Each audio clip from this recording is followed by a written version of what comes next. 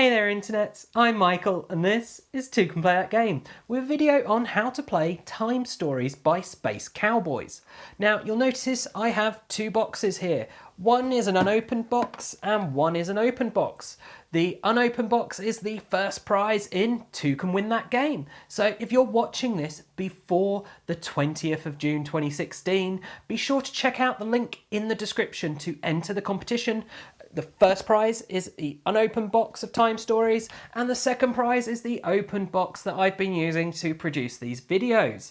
So, with that out of the way, what is Time Stories? Well, in Time Stories, you are members of the Time Agency who are travelling through time and space, correcting wrongs. Kind of like Quantum Leap, really, but as a team.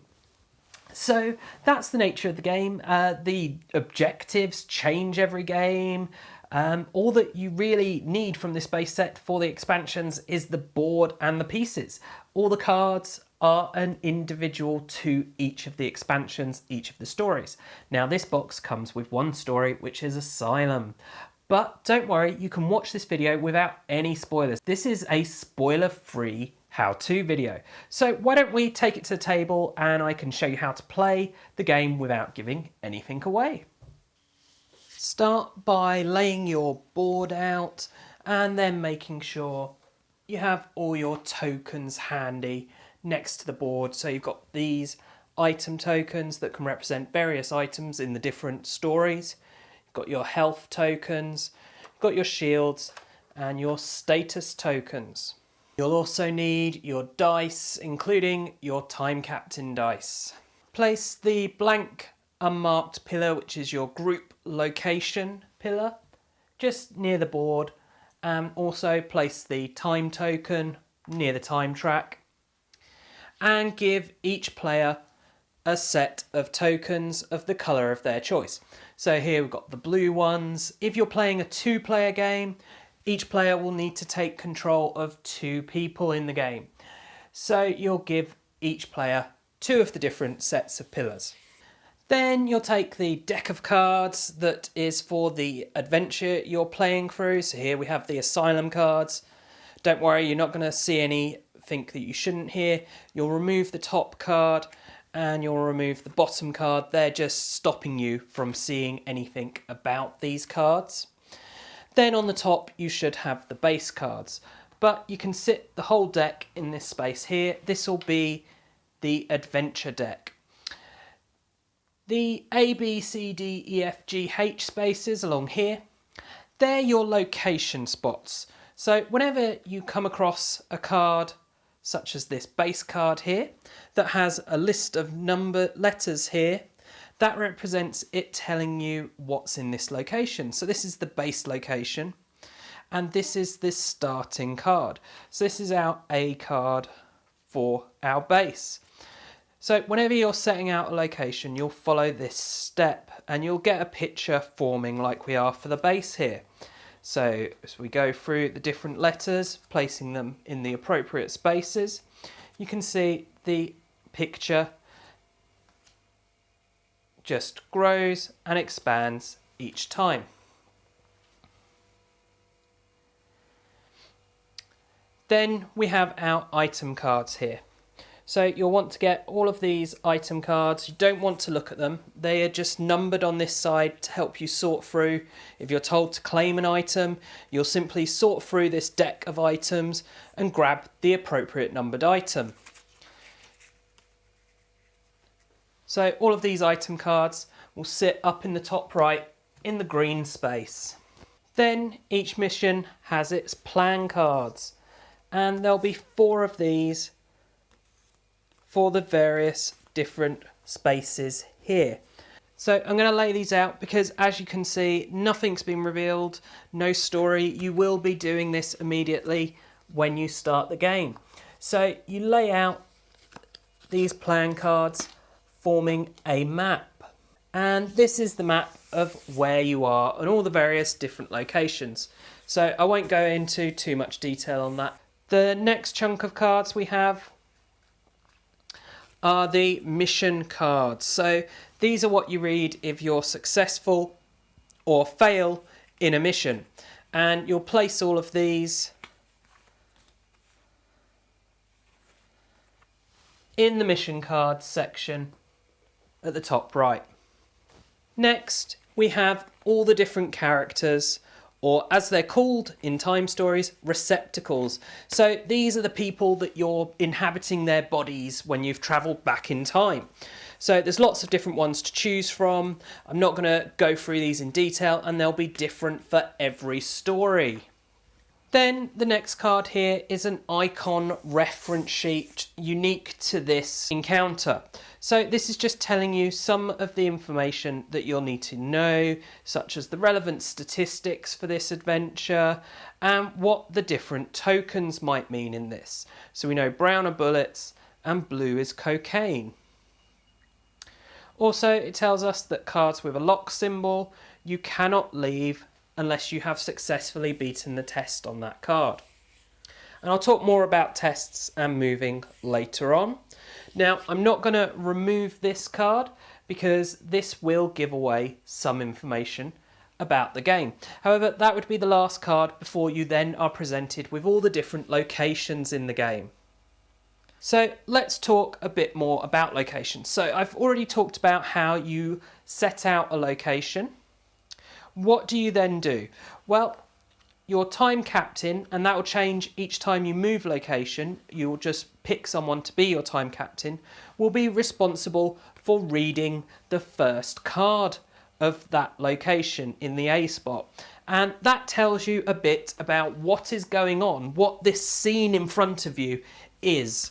And therefore you can use that to decide where you will go.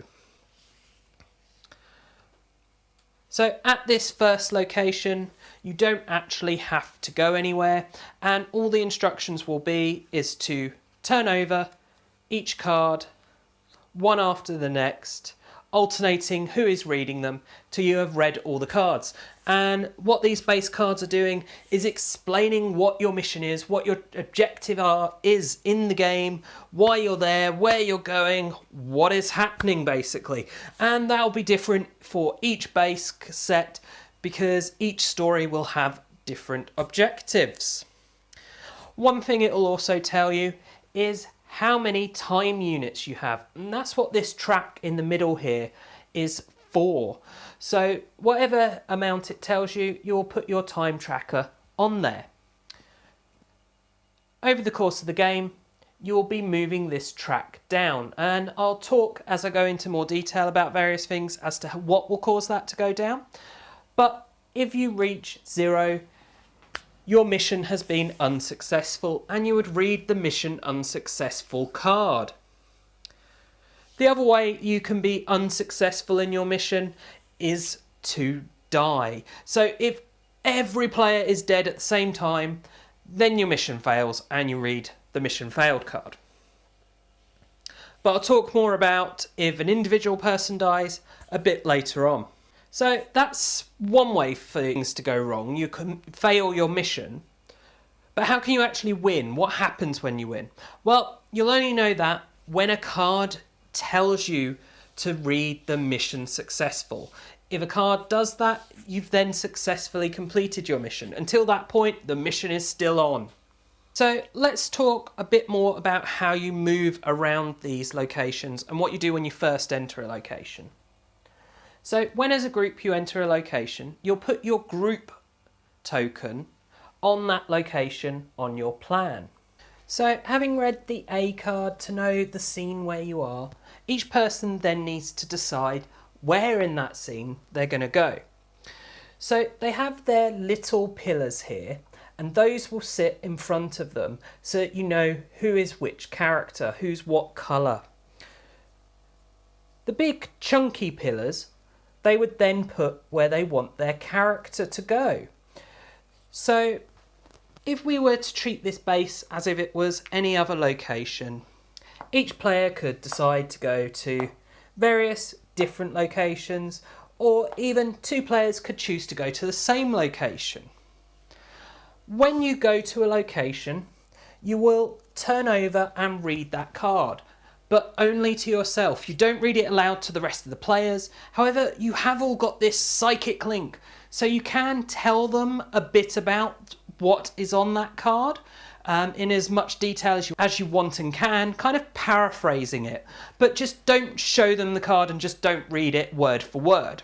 Once each person has looked at a card, you then need to decide what you're going to do. And you can kind of discuss, well, if you do this, etc., based on what those cards say. I know this is all very vague. It's hard to do more without being spoilery, really, and I'm trying to keep this very spoiler free.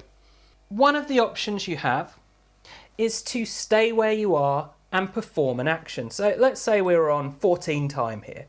We could stay where we are and each person could perform one action, and that would be do a challenge or a test that was on that card. So to do that, you spend one time. And it might be useful to spend it after you've actually done the actions rather than beforehand, and also to track who has done their action. One way to do this is with the little pillar that's in front of each person, just put it on its side once they've done their action. So with actions, you have two choices. You can either move to another location within your existing scene as your action, or you can do a challenge on a card. And I'll talk more about challenges very shortly once I've finished talking about the movement. So as I say, you can move to any card, you don't have to move along the line, and it will cost you one time. And it's not one time per person, it's one time for everyone to either move or do the challenge on the card. The other option presented is the time captain can choose to move location. So that would be closing out this location, which would simply involve collecting up all the location cards in order and then putting them at the bottom of your main deck, and then moving the group token on the plan to the new location and then laying out the new location, and you just repeat for each different location. When you move like this, you would roll this time captain dice, and that represents the cost in time for changing location. So here that would have cost 2 time, so we'd move the token down 2 spaces. The other thing to bear in mind when you're moving around between these cards within a location, there are some restrictions on some of the cards. For example, if a card has a square symbol here, that represents that you need a certain state of events to be in occurrence in order to go there. So if you currently have the matching state token in your board here, which would have been given to you by a previous card, it would have said to take this token, then you would be able to move on to that card and see what's there. If another card directs you to this location and says to reveal it, you don't collect that state token, but you do reveal the location. It is possible that a card might require you to have multiple, or to say have this one or this one, for example. The other requirement that a card could have is it might have symbols of a number of different player pawns. So in this case, all 4 players have to go to this location in order to be able to reveal it. So that's everything about moving and about changing location and revealing cards. As I say, a lot of it just comes down to what's on each of these cards once you reveal them and what it tells you to actually do. So as I said, one of the things you might want to do with your unit of time when you're in a location is to perform a challenge. So before I talk about how you do the challenge, let's first talk about your stats. So here is a receptacle card, and it tells you your deftness or agility, your glibness, and your combat strength here.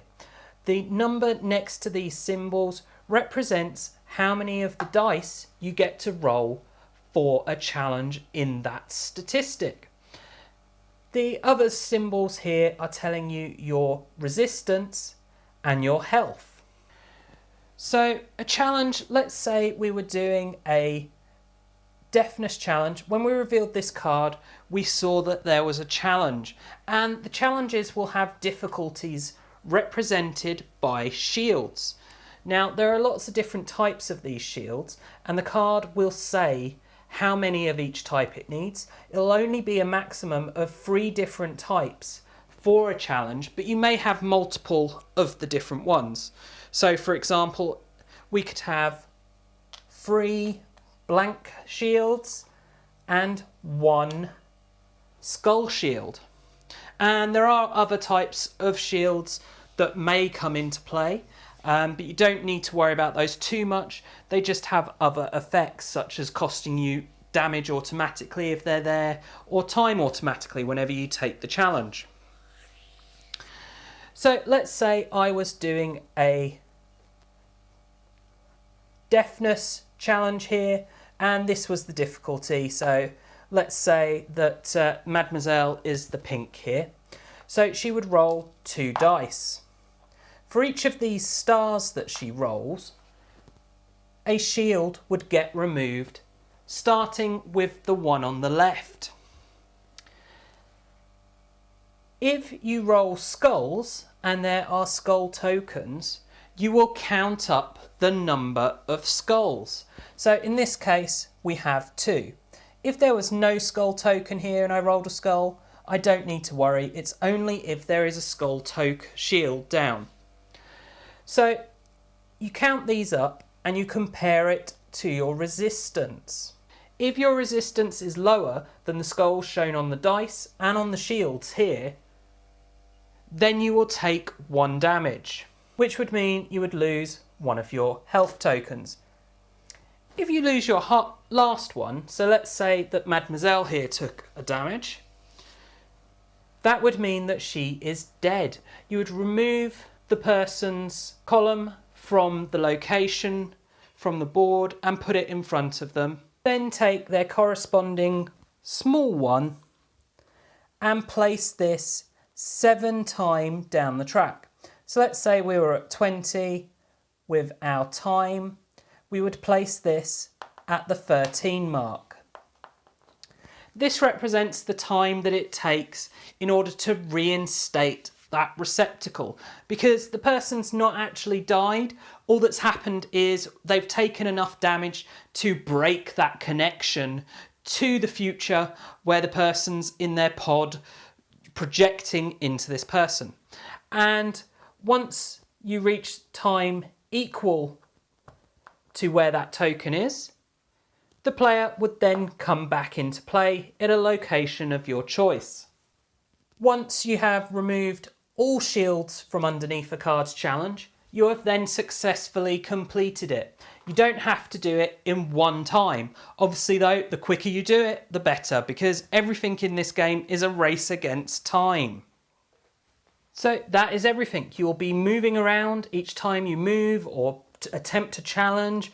It will cost you time. You'll change different locations as you explore this world and explore the cards within it, until either a mission card tells you to stop playing, potentially a mission successful one. So you'll draw cards that might be items, they might be locations, and those will direct you as to whether or not you have finished the game.